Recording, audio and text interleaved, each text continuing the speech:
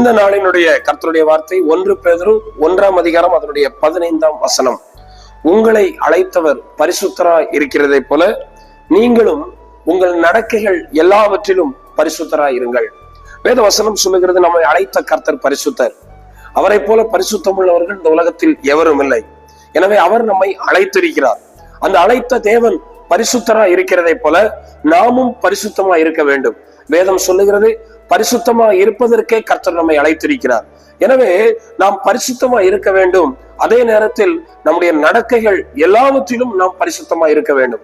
நாம் செய்கிற ஒவ்வொரு செயல்களிலும், ஒவ்வொரு நடக்கைகளிலும், நாம் போகும்போதும் வரும்போதும் செயல்படும் போதும், நாம் எந்த காரியத்தில் ஈடுபட்டாலும் நம்மை அழைத்த தேவன் எப்படி எல்லாவற்றிலும் பரிசுத்தமா இருக்கிறாரோ அதே போல நாமும் நம்முடைய நடக்கைகள் எல்லாவற்றிலும் பரிசுத்தமா இருந்து அந்த பரிசுத்தமுள்ள தேவனை மகிமைப்படுத்துவோம். கர்த்தர் நம்மை